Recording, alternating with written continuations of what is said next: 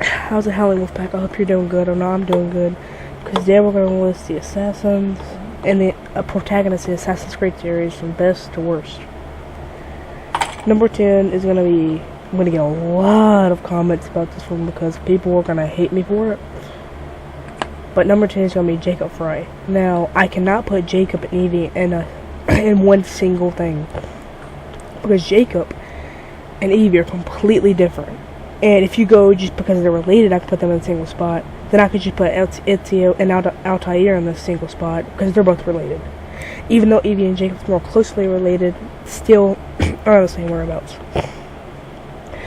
I don't really like Jacob. He's too witty, and it's really just a middle finger from Ubisoft.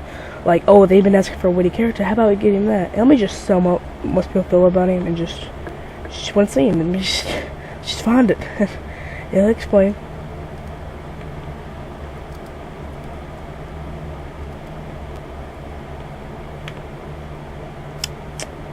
Surprise, I haven't seen it yet.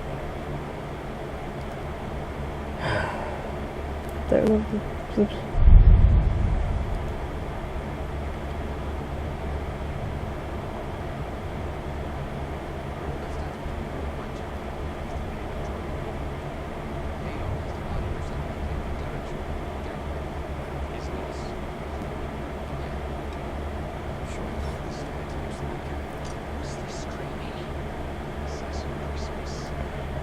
That's all I can say about it. Number 9 is... I'm going to do a lot of stuff for this one too. Bayek from Assassin's Creed Origins. So this list is going to be a little bit biased opinion because I don't like Bayek. He's a fine character, but I just haven't had enough experience to be able to say if he's good or bad. Okay.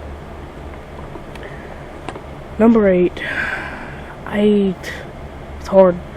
It was hard to choose the number 8 spot because I really didn't know if it was the right thing to do or not, but Connor from Assassin's Creed 3, he lacked charisma and everything that goes along with it.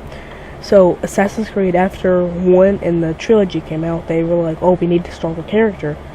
But unlike the last 2 characters, they forgot to add enough charisma and just added in all the strength. He's obviously a good fighter, probably better than most of them on this list, but he lacks all the charisma needed for a good Assassin's Creed character.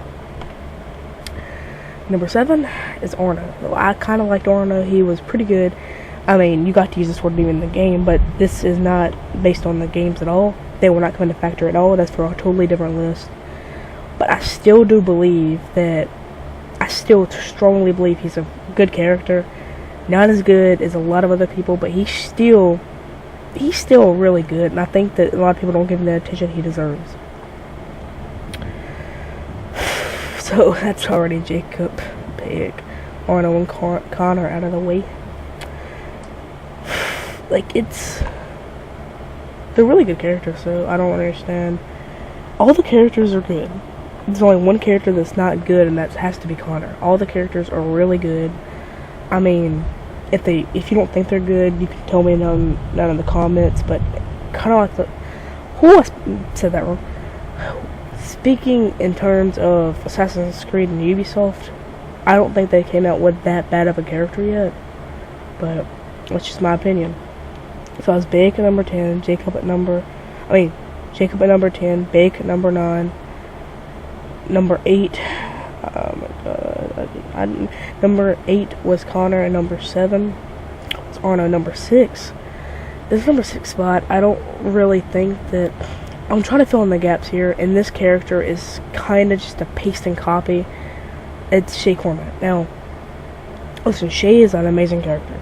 He's amazing. But, again, if we were going off the games, I'd have to list this really, like, down lower, because this is the worst to best. And Shay, the game he was in, gave us an amazing perspective of the Templars' point of view. But Shay himself is kind of just like Connor. He is extremely strong, but he lacks charisma, and that's just what makes a good Assassin's Creed character. Okay, number 5. Now we're getting into the top 5, so these are going to be actually, like, good characters. Number 5 is Desmond Miles. So I loved the modern day up until you know, they just killed Desmond, and they just went with stupid stuff for the modern day. I'm not just gonna read out what Wikipedia says about Desmond Miles. Desmond Miles is a bartender who is the descendant of several lines of prominent assassins. Though raised as an assassin, he left his nomadic family to seek out a more common lifestyle. He is initially kidnapped by Abstergo, which is aware of his ancestral lineage. Desmond is forced into the Animus and revealed to be Subject 17. Many of the 16 previous subjects died as a result of the Animus overexposure. See, that already tells you that Desmond played an amazing role in the story. He was an amazing character. He had the skills of all the rest of the assassins that I'm going to list. So for number 4 and 3, he had the skills of number 1 and 2, which is amazing skills. They are amazing characters. But I had to put him this high up because he played a really dominant role in the story. But he wasn't that charismatic at all. I mean, he did obviously help save the world, but he wasn't that charismatic. He was intelligent and perspective, obviously, because he could tell that the end days were coming, but I still don't think because you didn't get to see enough of him. You really didn't. Okay, number 4. Number 4 is Edward Kenway. Oh my god, again, if we were in the games, basing off the games, this would be way lower. It'd probably hit number 2. But this is obvious. This character, Edward Kenway, he went from being a pirate who just thrived for the rich things in life and to be amazingly rich, to being an assassin who cared for the betterment of others. And he is an amazing captain. He can sneak a ship. Into a camp. That's some stealth, alright? But yeah. Number 4 is Edward Kenway. Number 3 is Evie Fry. Me and Psycho both love Evie way better than Jacob. Evie is 10 times better than them, and they're completely different. Evie thrives more for stealth, whereas Jacob thrives more for... Can you shut up, Thunder? I'm trying to record. Whereas Jacob thrives more for straight-up combat, and he's really good at it. But Evie is more stealthy, and she is just an amazing all-around character. That's the dog barking because it's starting to thunder. You're an amazing dog, you understand this?